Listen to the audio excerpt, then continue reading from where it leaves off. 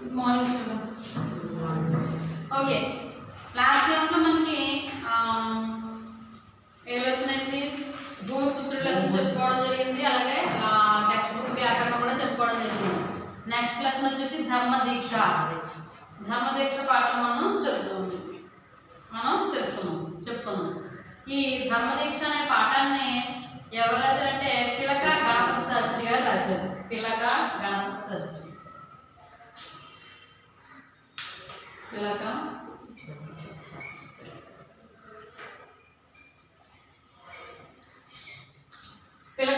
శాస్త్రి గారు రచించడం జరిగింది. అయితే శాస్త్రి గారి గురించి చెప్పుకోబోయే ముందు ఆలోచించండి, చెప్పండి, తెలుసుకుందాం. వారణాసిని బ్రహ్మదత్తుడు పరిపాలిస్తున్నప్పుడు బోధిసత్వుడు 500 మంది శిష్యులతో హిమాలయాల్లో ఉండేవాడు. ఒకసారి ఎండలు బాగా కాసి అన్ని చోట్ల నీరు ఎండిపోయింది. వారణాసి అంటే ఏంటి? కాశీ. వారణాసి అన్న కాశీ అన్న ఒకటే. అయితే బ్రహ్మదత్తుడు పరిపాలించేవాడు అనమాట అప్పుడు బోధిసత్వుడు 500 మంది శిష్యులతోటి హిమాలయాల్లోనికి ఉండేవాడు అనమాట. ఒకసారి ఏమైందంటే ఎండలు బాగా కాసి అన్ని చోట్ల నీరంతా ఎండిపోయింది. ఎండ కాస్తే నీళ్ళు పెద్దగా ఎక్కువగా ఉండవు కదా. అయితే జంతువులన్నీ కూడా నీళ్లు దొరక బాగా అల్లాడిపోతున్నాయి అనమాట. శిష్యుల్లో కూడా ఏం చేశారంటే వాటికి ఆ దప్పిక తీర్చడం కోసం ఒక తొట్టి తయారు చేశాడు. తొట్టి తయారు చేసి దూరంగా ఉన్నటువంటి నీళ్ళ తెచ్చి ఆ తొట్టిలో పోసేవాడు అనమాట. ఎక్కడో చాలా దూరంగా ఎక్కడో ఉండే నీళ్లు అక్కడి నుంచి తెచ్చి ఆ తొట్టిలో పోసేవాడు. జంతువులు గుంపులుగా వచ్చి ఆ నీరు ఏం చేసామంటే తాగుతూ ఉండడంతో తాగుతూ ఉండేవారు అనమాట. అయితే శిష్యుడికి పండ్లు తెచ్చుకోవడం కూడా తీర్పు చిక్కలేదు. అంటే జంతువులు ఎక్కువగా వచ్చి తాగుతూ ఉండేవారు అనమాట. అయిపోతూ ఉంటే మళ్ళీ తెచ్చుకోసేవాడు, అయిపోతూ ఉంటే మళ్ళీ పోసేవాడు. అక్కడ జంతువులు చాలా ఉంటాయి కదా అడవుల్లో. కాబట్టి పాపం అందరికి ఖాళీ ఉండేది కాదు. తను పళ్ళు తెచ్చుకుని తినడానికి కూడా ఖాళీ ఉండేది కాదనమాట. అయితే తను ఏమీ తినకుండానే ఆ జంతువులకి నీళ్లు పోస్తూ ఉండేవాడు. అయితే ఇది చూసి జంతువులన్నీ కూడా ఏం చేసినాయంటే మోయగలిగినట్టు పళ్ళు తెచ్చి తనకి బాగున్నాయన్నమాట. ఆ జంతువులన్నీ కూడా ఆ పళ్ళు నిర్ణయించుకుంటాయి. అయితే అవన్నీ కలిపితే 250 బండ్లు నిండాయి. తక్కువ జంతువులు ఉంటాయండి, మొత్తం 250 బండ్లు అయినాయి అంట. వాటిని అక్కడ 500 మంది శిష్యులు తృప్తిగా తినేవాళ్ళు. అతను చేసినటువంటి మంచి పనికి ఎంతమందికి ఆహారం దొరికింది, ఎంతమందికి దప్పిక తీరిందో చూసారా. అంటే సహాయం అనేది ఈ విధంగా ఉంటుందన్నమాట. అందుకే ప్రతి ఒక్కరికి మనం చేతనైనటువంటి సహాయం మనం చెయ్యాలి. అయితే పక్కన మనకి క్వశ్చన్స్ ఇచ్చారు. సో వాటికి ఆన్సర్ మీరు ఇందులో చదివి మళ్ళీ ఒకసారి చదివి చెయ్యాలి, ఇంటి దగ్గర చేయండి. నెక్స్ట్ పిల్లగా గణపతి శాస్త్రి గారి గురించి మనం కొన్ని విషయాలు తెలుసుకున్నాం.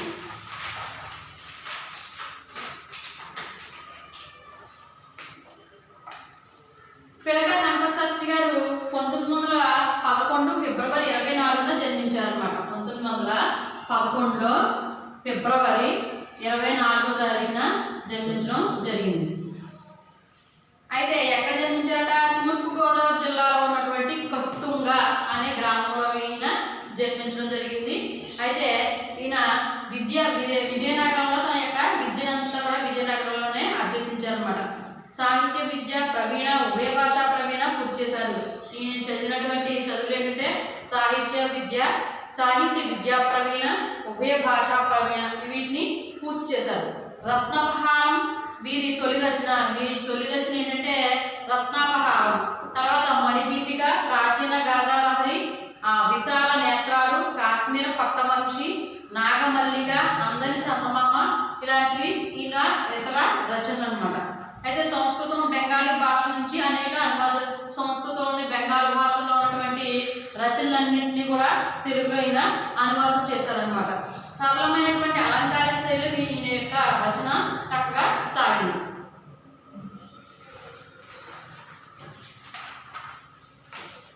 నెక్స్ట్ ఉద్దేశం చూద్దాం. పాఠ ముఖ్య ఉద్దేశం ఏంటో. పిల్లల్లో సున్నిత భావన పెంపొందించి అన్ని ప్రాణులకు జాలితో దయతో చూడాలనే ఆలోచన పెంపొందింపచేయడు. అయితే పాఠ ముఖ్య ఉద్దేశం ఏంటంటే పిల్లల్లో సున్నితమైనటువంటి భావన పెంపొందించాలి. అన్ని ప్రాణులని కూడా దయతోటి జాలితోటి చూడాలి అనే ఆలోచన మీ పిల్లలంటే మీ విద్యార్థులు ఈ పిల్లల్లోని పెంపొందించాలి. చేయాలి. అలాగే ఎవరి పని వాళ్ళు సక్రమంగా చేస్తే సత్ఫలితాలు వాటంతటా అవే వస్తాయని చెప్పడం కూడా ఈ పాఠం యొక్క ముఖ్య ఉద్దేశం. ఏంటంటే పిల్లల్లో సున్నితమైన మనస్సుని పెంపొందించేయడం, అలాగే ప్రాణులన్నింటినీ కూడా జాలితోటి దయతో చూసే విధంగా చేయడం, అలాగే ఎవరి పని వాళ్ళు సక్రమంగా చేస్తే మంచి ఫలితాలు వస్తాయి. నేను చేసే పని నేను చేయాలి, మీరు చేసే పని మీరు సక్రమంగా చేయాలి. నేను చేసే పని మీరు చేయడం, మీరు చేసే పని నేను చేయడం కాదు. మీరేంటి విద్యార్థులు, అవునా? సో మీ పని ఏంటి? చదువుకోవడం. ఆ పని మీరు సక్రమంగా నెరవేర్చాలన్నమాట. అర్థమైందా? అలాగే నేనేంటి? టీచర్. సో నేను చేసే పని ఏంటి? మీకు పాఠాలు చెప్పడం. నా పాఠాలు చెప్పడం అనే పని నేను సక్రమంగా మీకు చేసి న్యాయం చేయాలి. అది అంటే ఎవరి పని వాళ్ళు సక్రమంగా చేసామనుకోండి, వాటంతా మంచి ఫలితాలు వస్తాయి అన్నమాట. మీరు ఫర్ ఎగ్జాంపుల్ మీ పని ఏంటి? చదువుకోవడం. మీరు చక్కగా చదువుకోవాలని సక్రమంగా పనిచేస్తే మీకు మంచి ఫలితం వస్తుంది, అవునా? అలాగే ఎవరైనా అంతే. ఫర్ ఎగ్జాంపుల్ మనం తెచ్చుకున్నాం, ఎవరినో బయట తెచ్చుకోవాలంటే మనం పెట్టుకున్నాం అంతే. అయితే ఈ పాఠం పిలకల గణపతి శాస్త్రి గారు రాసినటువంటి ప్రాచీన గాథాలహరి అనే పుస్తకం నుంచి ఈ పాఠాన్ని తీసుకోవడం జరిగింది. నెక్స్ట్ చూడండి, లెసన్లోకి వెళ్ళిపోదాం. ఆవు దూడ అంబా అని గొంతెత్తి అరిచింది. అదేనా? ఆవు దూడ అంబా అని గొంతెత్తి అరిచింది. గోధూళి వేళ అయ్యేసరికి అడవి గ్రామంలో నందగోపాలని ఆలమందంతా తిరిగి వచ్చేసింది. కానీ ఒకే ఒక్క ఆవు తిరిగి రాలేదు. గోధూళి వేళ అంటే ఈవినింగ్ టైం, సాయంత్రం టైంలో అన్నమాట. అంటే ఆవు అంబా అని గొంతెత్తి అరిచిందట. అయితే గోధూళి వేళ అయ్యేసరికి అంటే గోవులన్నీ వాటి ఇంటికి తిరిగి వచ్చినటువంటి సమయం అయ్యేసరికి అడవి గ్రామం అన్నమాట. ఈ అడవి గ్రామంలో నందగోపాల యొక్క ఆలమంద అంటే ఆవుల మంద అంతా కూడా తిరిగి వచ్చేసింది. అంటే రోజు ఉదయాన్నే తెల్లవారుజామున ఏం చేస్తారంటే ఆవులన్నీ తీసుకువెళ్ళడం, అడవిలోకి తీసుకువెళ్ళడం, అక్కడ మేపడం, తర్వాత మేసిన తర్వాత సాయంత్రం అయ్యేసరికి ఇంటికి తీసుకొచ్చాడు. ఇలా అతని యొక్క నందగోపాల యొక్క దినచర్య అన్నమాట. అయితే అందులో ఆ గుంపులో ఒకే ఒక ఆవు మాత్రం ఈ వీటితో పాటుగా తిరిగి రాలేదు. బాగా చీకట పడింది, అయినా ఇంకా ఆవు తిరిగి రాలేదు. గోశాలలో గోవత్సాలన్నీ తోకలెత్తి పెట్టి ఎంతో సంతోషంగా పాలు పుడుచుకుంటున్నాయి. కానీ ఆ ఒక్క ఆవు కూడా మాత్రం అంబా అంబా అని అదే పనిగా అరవడం మొదలుపెట్టింది. ఆ ఆవు కూడా పుట్టినప్పటి నుంచి నందగోపాల్ ఇల్లంతా పాడి పంటలతో కలకలాడింది. అయితే చీకటి బాగా అయిపోయింది. అక్కడ ఉన్నటువంటి ఆవులన్నీ కూడా గోవత్సాల అంటే గోవు పిల్లలు, దూడలు అన్నమాట. అవన్నీ కూడా ఏం చేసాయంటే వాళ్ళ తల్లి దగ్గర పాలు చక్కగా తాగుతున్నాయి, మిగిలిన ఆవుల పిల్లలన్నీ కూడా. కానీ ఒకే ఒక ఆవు దూడ మాత్రం అమ్మ అమ్మ అని అరుస్తుంది పాపం. ఎందుకంటే వాళ్ళ అమ్మ రాలేదు, అందుకని చెప్పేసి అది అరవడం మొదలుపెట్టింది. అయితే ఈ అరిచేటటువంటి దూడ పుట్టినప్పటి నుంచి ఈ నందగోపాల్ యొక్క ఇల్లు కూడా చాలా చక్కగా పాడి పంటలతో బాగా అభివృద్ధి చెందింది అనమాట. ఒక్కో దూడ పుడతా ఉంటే నిజంగా ఒక ఇల్లు బాగా అభివృద్ధి చెందుతూ ఉంటుంది. అలాగే ఇది కూడా దీనికి పుట్టినప్పటి నుంచి వీళ్ళకి చాలా బాగుందన్నమాట. అందుచేత ఆ ఆవన్న ఆ దూడన్న నందగోపాలకి ఎంతో ఇష్టం. అది అదే పనిగా అరవడం మొదలు పెట్టేసరికి అతనికి ఆ రాత్రి మరీ అన్నం సహించలేదు. రాత్రి తెల్లవారు నందగోపుడు అదేమైపోయిందో అని ఆరాటపడుతూనే ఉన్నాడు. పాపం ఆ ఆవు అలా అదే పనిగా అరుస్తూ ఉంటుంది. ఆ అరుస్తూ ఉండడంతో పాపం ఏం చేయాలో ఇతనికి అలా అరుస్తూ ఉంటే పాపం చిన్న పిల్ల వాళ్ళ అమ్మ కోసం అరుస్తూ ఉంటే నిజంగా చాలా జాలేస్తుంది. మనం పెంచుకున్నది ఏదైనా సరే. అలా అరవడంతో ఇతనికి జాలేసి భోజనం కూడా తినాలనిపించలేదు అన్నమాట. ఒకటే అనుకుంటున్నాడు, ఆవు ఏమైందో ఏంటో, దానికి ఏమైందో ఏంటో అని చెప్పేసి అలా దానికోసం బాగా ఆరాటపడుతున్నాడు అనమాట. మరునాడు తెల్లవారగట్ల లేచి ఆవును వెతికి పట్టుకోవడం కోసం అడవి గ్రామానికి సమీపంలో ఉన్న అడవికి బయలుదేరి వెళ్ళాడు. నందుడూరి పొలిమేర సమీపించేసరికి పొద్దు పొడిచింది. పొరుగు వాళ్ళ జనం తీర్థ ప్రజల్లాగా అడవి గ్రామానికి నడిచి వస్తున్నారు. కానీ నందుడు అక్కడ మాత్రం గ్రామ సమీపంలో ఉన్న అడవికి బయలుదేరిపోతున్నాడు. అయితే మర్నాడు తెల్లవారగట్లు ఏమైందంటే గబగబా ఆవును వెతకడం కోసం ఇతడు అడవి గ్రామం నుంచి బయలుదేరాడు. అయితే ఆ నందుదూరి పొలిమేరకు వచ్చేటప్పటికి ఏంటంటే జనం అంతా పక్క ప్రాంతాల్లో ఉన్నటువంటి పక్క ఊరు జనం అందరూ అడవి గ్రామానికి వచ్చేస్తున్నారు. ఇతడేమో అడవి గ్రామాన్ని వదిలిపెట్టి అడవికి వెళ్తున్నాడు అనమాట. నందుడూరి పొలిమేర సమీపించేసరికి పొద్దు పొడిచింది. పొరుగుళ్ళ జనం తీర్థ ప్రజల్లాగా అడవి గ్రామానికి నడిచి వస్తున్నారు. వెళుతున్నారు. కానీ నందుడు అక్కడ మాత్రం గ్రామ సమీపంలో అడవికి బయలుదేరిపోతున్నాడు. ఆ ప్రజానికం ముఖాలన్నీ అరుణోదయకాంతులతో నూతన ఆనందవేశాలతో కలకలాడుతున్నాయి. చిన్న చిన్న పసిపాపలను కూడా వెంట పెట్టుకుని వారంతా అక్కడికి వెళుతున్నారు అని నందుని హృదయాంతరాళంలో జిజ్ఞాస రేకెత్తింది. ఎక్కడికి వెళుతున్నారు అని నందుని హృదయాంతరాళంలో జిజ్ఞాస రేకెత్తింది. నడవలేక నడుస్తున్న ఓ ముసలి తాత దగ్గరికి వెళ్ళి నెమ్మదిగా అడిగాడు, ఎక్కడికి తాత? ఈ ప్రయాణం అడవికి పోతున్నాను బాబు. ఏమిటి విశేషం? నీకు ఇంకా తెలియదా? నాకేమీ తెలియదే. ఈ వేళ ఉదయం గౌతమ బుద్ధులు అడవికి ఇచ్చేస్తున్నారట. అయితే వెళ్ళేటప్పటికి అంటే తెల్లవారింది, కొరిమేర దాటేసరికి ఏమైందంటే ప్రజలందరూ చాలా మంది ప్రజలు వచ్చేస్తున్నారు కదా, వాళ్ళందరినీ చూస్తున్నాడు అనమాట. అయితే ఇతడు అడవికి వెళ్ళిపోతున్నాడు. ఆ వస్తున్నటువంటి ప్రజల్లో నిజంగా ఉదయం కూడా ఉదయిస్తున్నప్పుడు సూర్యుడు ఏ విధంగా కాంతివంతంగా ఉంటాడో ఆ విధమైనటువంటి ఆనందం కాంతి ఆ ప్రజల యొక్క మొక్కల్లో కనిపిస్తుంది అనమాట. అలాగే చిన్న చిన్న పిల్లలు కూడా వెంట పెట్టుకుని అందరూ కూడా వచ్చేస్తున్నారు. అయితే ఏంటి వీళ్ళందరూ అడవి గ్రామానికి ఎందుకు ఇటుగా నడుచుకుంటూ వస్తున్నారు అని తెలుసుకోవాలనేటటువంటి కోరిక ఈ నందుడికి కలిగిందనమాట. వెంటనే ఒక నడవలేక నడుస్తున్నటువంటి ఒక ముసలి తాతను అడిగాడు అనమాట. ఏంటి తాత, ఏంటి వీళ్ళందరూ ఎలా వస్తున్నారంటే, నీకు తెలీదా బాబు, మీ గ్రామానికి అడవి గ్రామానికి వాళ్ళ గౌతమ బుద్ధుడు వస్తున్నాడు, అందుకే వీళ్ళందరూ ఎలా వెళ్తున్నారు అని చెప్పాడు అనమాట. ఆ మహాత్ముడు ఒక్కసారి కళ్ళ సందర్శించి వస్తామని బయలుదేరాను. తిరిగి ఈ జన్మలో మరి ఆయన సందర్శన భాగ్యం కలుగుతుందో కలగదో అని ఆ వృద్ధుడు ఒక పెద్ద నిట్టూర్పు విడిచిపెట్టాడు. నందగోపుడు అతన్ని మళ్ళీ అడిగాడు, వారి వేళంతా అడవిలోనే ఉంటారా?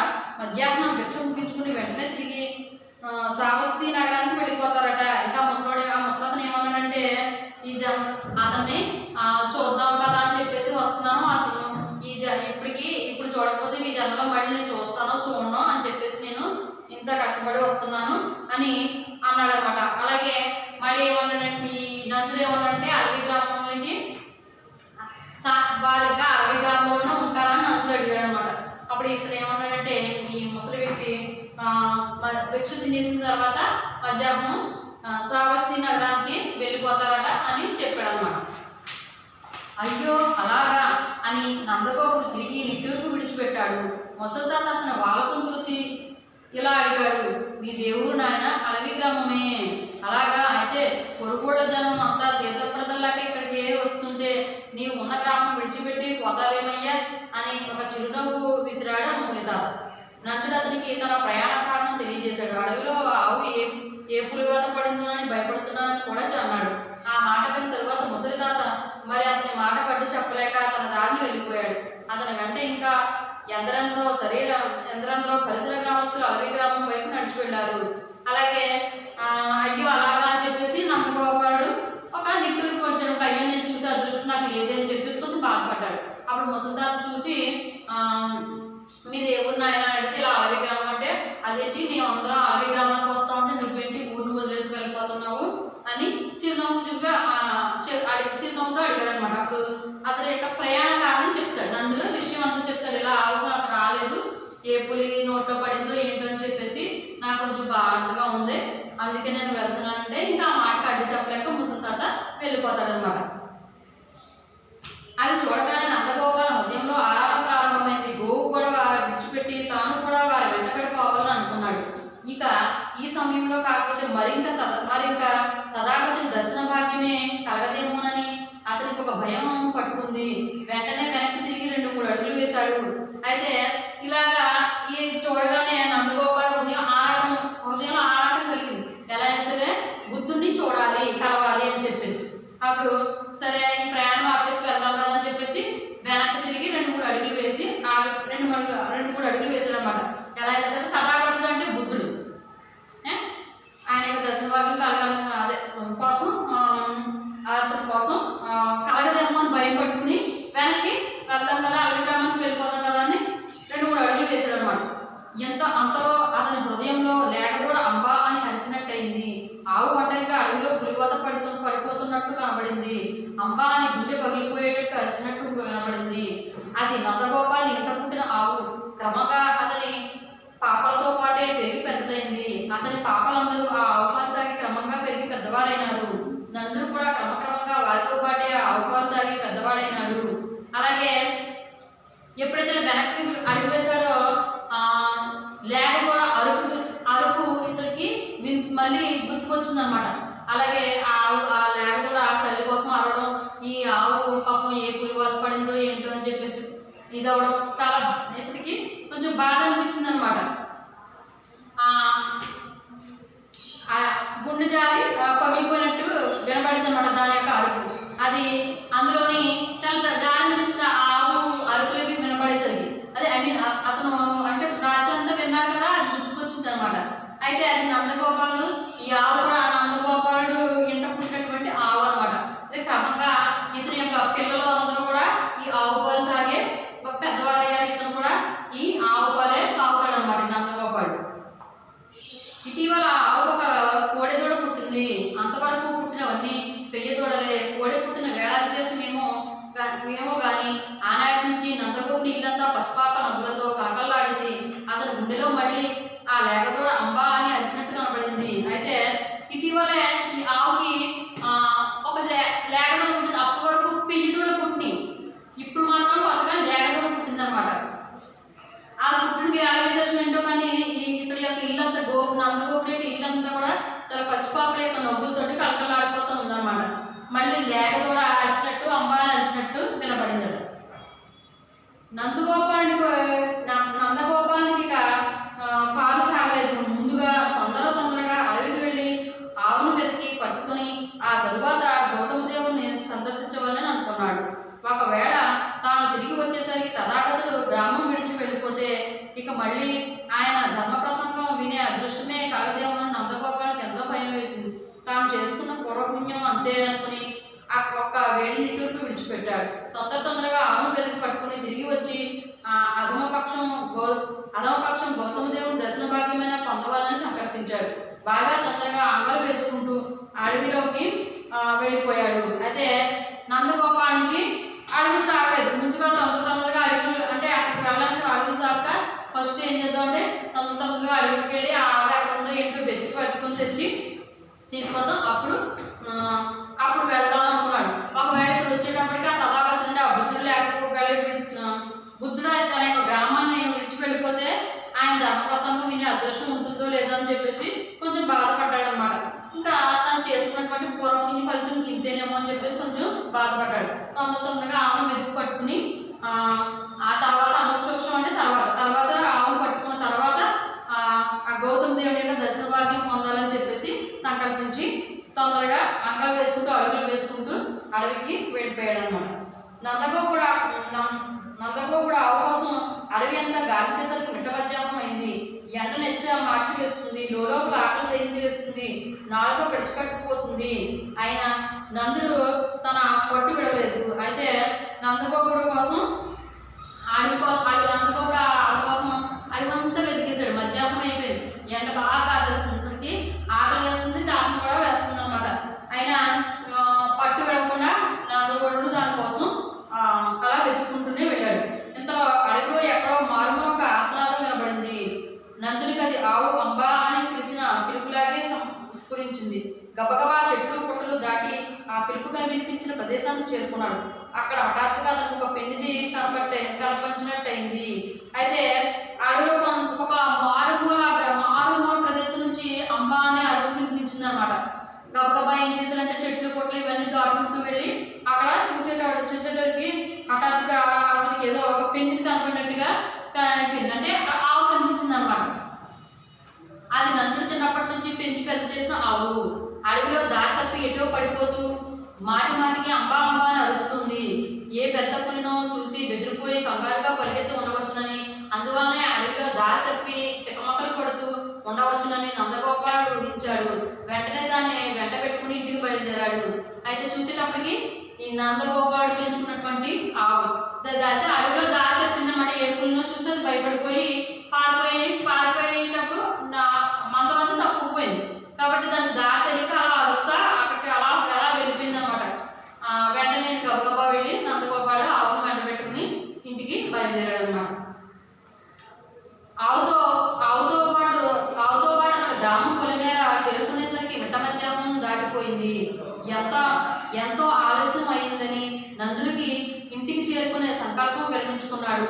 తొందరగా నడిచి వెళ్ళి బుద్ధదేవుని ధర్మబోధ వినవాలని అనుకున్నాడు. ఆ అదృష్టం కలిసి రాకపోతే పోని అతను ఒక్కసారి కల్లారా ఆ మహాముని సందర్శన భాగ్యమైన పొందవాలని ఊళ్ళూరుపోతూ గౌతమ దేవుడు శిష్యగణంతో విశ్రమించిన వటవృక్షం వైపు సాగిపోయాడు. గోవు కూడా అతని వెంట ఒక చిన్న లేగదూడలా నడిచిపోయింది. అయితే ఆవుతో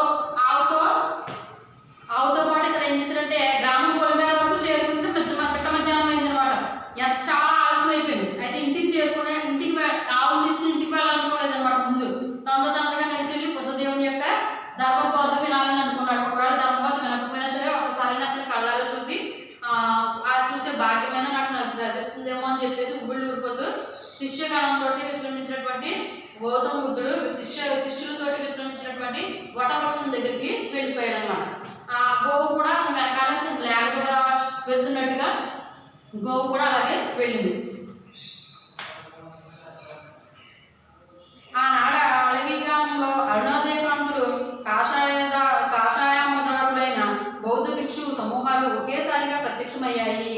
అయితే అక్కడ అడవి గ్రామంలో అరుణోదయకాంతులు కాషాయాంబదారులైనటువంటి బౌద్ధ భిక్షువులు, అంటే బుద్ధుని యొక్క శిష్యులు బౌద్ధ భిక్షువులు అంటారు. వీళ్ళందరూ కూడా ఒక్కసారిగా అక్కడ ప్రత్యక్షమయ్యారు. వీళ్ళందరూ భిక్షువులతో సహా ఉన్నారు కదా ఆయన. ఆ భిక్షువులతో గౌతమ దేవుని ముఖజ్యోతి అప్పుడప్పుడే చేస్తున్న భానుబింబంలా మెరిసింది. అలాగే ఆ భిక్షువులతోటి గౌతమ దేవుని యొక్క ముఖజ్యోతి ఎలా ఉందంటే అప్పుడే ఉదయిస్తున్నటువంటి సూర్యబింబంలాగా ఉందన్నమాట. ఆ శిష్యులతోటి గౌతమ బుద్ధుని యొక్క ముఖం చూస్తూ ఉంటే అలా అతని యొక్క ముఖం అలాగా మెరిసిపోతూ ఉందన్నమాట. అది చూసి అడవి గ్రామస్తులందరూ భిక్షువులందరికీ ఎదురేగి అతిథి సత్కారాలతో ఎంతో ఆప్యాయంగా ఆదరించారు. విశాల వటవృక్ష ఛాయలో అందరికీ విడుదల ఏర్పాటు చేశారు.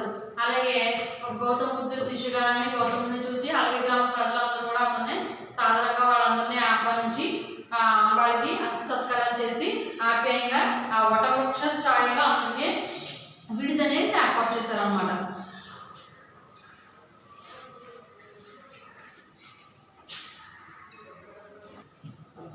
ఓకే, తర్వాత క్రమక్రమంగా భిక్షా సమయం ఆసన్నమైంది. భిక్షులందరూ తమ భిక్షాపాత్రలు ధరించి అడవి గ్రామంలో ప్రవేశించారు. కానీ గ్రామస్తులకు దానికి అనుమతించలేదు.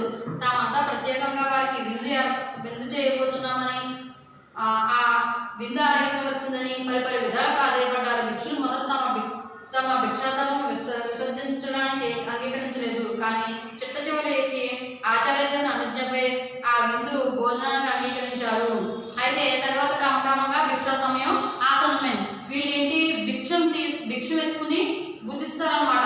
కాబట్టి గ్రామంలో భిక్ష ఎత్తుకోవడానికి శిష్యులందరూ కూడా వెళ్ళబోయారు. వెళ్తూ ఉంటే ఆ గ్రామస్తులందరూ కూడా ఒప్పుకోలేదు.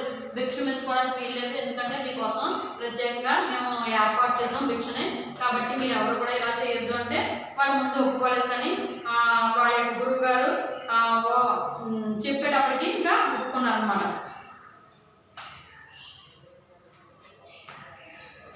కొంతసేపటికి శ్రమణకులందరూ భోజనాలు ముగించుకొని ప్రశాంత వటవృక్షాయలో సమాసీనులయ్యారు. అప్పటికి ఇంచుమించుగా రెండు యామాల కాలం గడిచిపోయింది.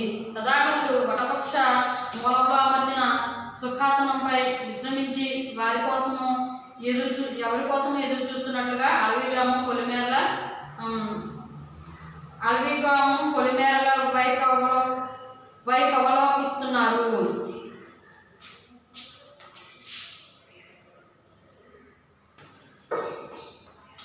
ఓకే, అయితే భోజనాలు ముగించుకొని శిష్యులందరూ కూడా ముగించుకుని అక్కడ ప్రశాంతంగా వటవృక్ష స్థాయిలో చెట్టు నీడతోటి ఆసనలు కూర్చుని ఉన్నారనమాట. అప్పటికి ఇంచుమించుగా 2 యామాల కాలం అంటే ఒక యామం అంటే 3 గంటలు అనమాట. అంటే 2 కాబట్టి 6 గంటల కాలం అనమాట. ఒక యామ కాలం అంటే 3 గంటలు, 2 యామాలు అంటే 6 గంటలు అవుతుంది అనమాట. గడిచిపోయింది. అయితే తథాగతుడు మాత్రం ఆ వటవృక్షం మూలంలో అమర్చినటువంటి ఆసనంపై విశ్రమించి ఎవరి కోసమో ఎదురు చూస్తూ అడవి గ్రామ పొలిమేరలో వైపు అవలోకిస్తున్నాడంటే చూస్తున్నాడండి. అలా పొలిమేర వైపు చూస్తున్నాడంట ఆ తథాగతుడు. భోజనానంతరం ఆయన చేసే ధర్మబోధనలు ఆలకించవల్లనే ఆసక్తితో అడవి గ్రామస్తులందరూ అక్కడికి చేరుకున్నారు.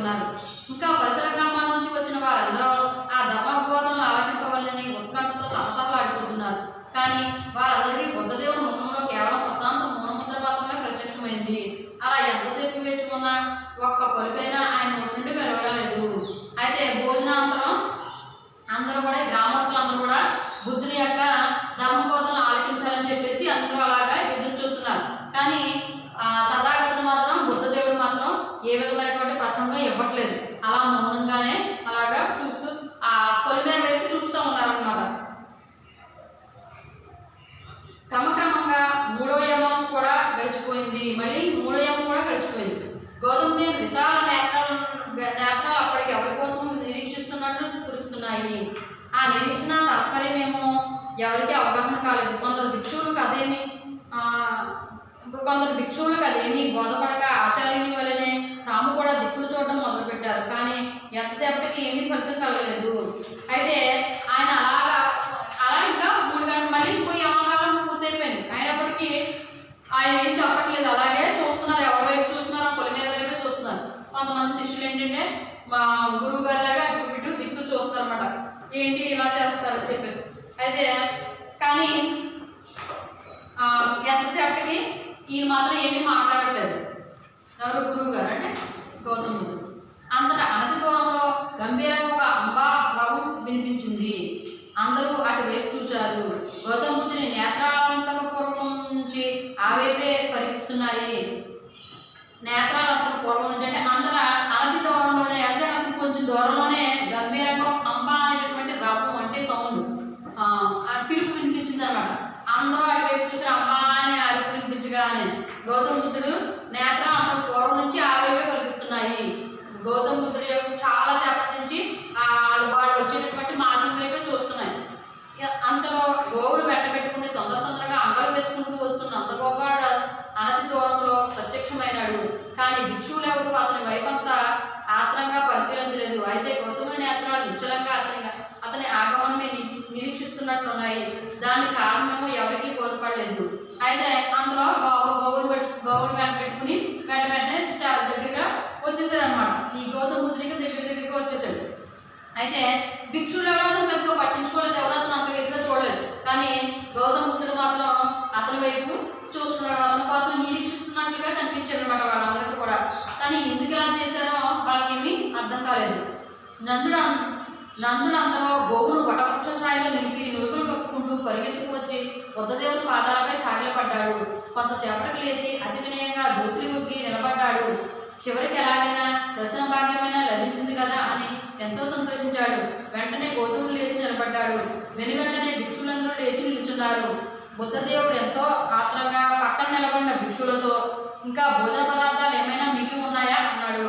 అయితే నందు గొప్ప వటవృక్ష ఛాయలో ఉన్నటువంటి ఈ గౌతమ బుద్ధుడి దగ్గరికి నురుగులు కప్పుకుంటే తొందరగా రావడంతో నురుగులు కప్పుకుంటూ వచ్చేసాడు అనమాట. వచ్చి ఆయన యొక్క పాదాల మీద, బుద్ధదేవుడి యొక్క పాదాల మీద పడిపోయాడు. కొంతసేపటికి లేచి వినయంగా ఇలా చేతులు జోడించి నిలబడ్డాడు అనమాట. చివరికి అలా అయినా సరే దర్శన భాగ్యమైనా సరే లభించింది కదా అని చెప్పేసి ఎంతో సంతోషించాడు నందుడు.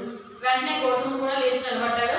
అలాగే గౌతముడు ఎప్పుడైతే లేచి నిలబడ్డాడో శిష్యులందరూ కూడా లేచి నిలబడడం జరిగింది.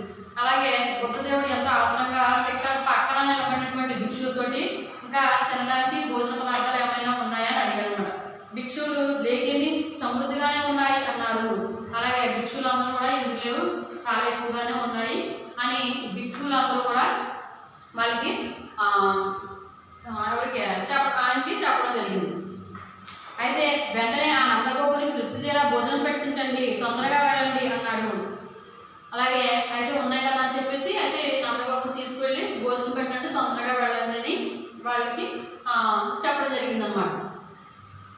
ఓకే చూడండి, tomorrow I will complete this class. Now I will do homework ఇచ్చేసాను. ఈ క్లాస్ టుమారో క్లాస్. నెక్స్ట్ మనం ఏంటి హోంవర్క్ ఏంటంటే ఏం రాసాం? మ్యాథ్స్ ఏ రాసిన విడిగా అమ్మకుంటే మొత్తం అయిపోయింది కదా. ఇంకో పేజ్ ఉందా? గిడుగు రామకృష్ణ పంతులు గారు ఇంకో పేజ్ ఉంది కదా. ఆ పేజ్ నుంచి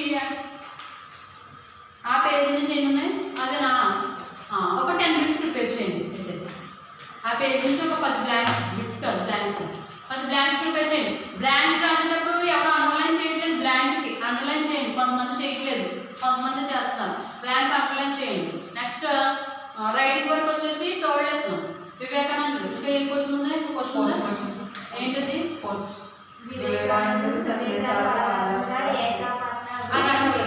అది అవసరం లేదు. 3 ప్రశ్నలు అందరికీ వచ్చేసి మర్చిపోతుందిగా. Okay, very good. అయితే తర్వాత మళ్ళీ రోజు థర్స్డే, రేపు ఫ్రైడేనా? ఏం చేస్తారంటే 3 క్వశ్చన్స్ రీడ్ చేయండి. మళ్ళీ ఆ 3 ప్రశ్నలు రీడ్ చేసి మీకు నచ్చిన ప్రశ్నని చూడకుండా రాసి నాకు సెండ్ చేయండి. ఆ 3 ప్రశ్నల్లో ఏదో ఒక ప్రశ్న మీకు ఏ క్వశ్చన్ ఉంటే బాల్య విద్యాభ్యాసం ఉందా? ఆ క్వశ్చన్ చూడకుండా 2-3 ప్రశ్నలు చదివేది. అలా అని చెప్పేసి ఆ క్వశ్చన్ కూడా చదువుతారేమో. సరే, బాల్య విద్యాభ్యాసం క్వశ్చన్ వస్తుందా? మళ్ళీ అదే చదవాలి. ఎందుకంటే సాటర్డే కదా మనం ఎగ్జామ్ పెట్టుకునేది, అందుకని. మరి వ్యాకరణం పార్ట్ ఏం లేదు ఇందులో. అలాగే ఒకసారి లెసన్ కూడా చదవండి. మొత్తం వివేకానంద లెసన్ అంతా చదవండి. లెసన్ అంతా కూడా చదవండి. రాసి నాకు సెండ్ చేయండి. Okay children, tomorrow I will thank you children. Tomorrow I will continue this class. Sorry, thank you children. Have a nice day.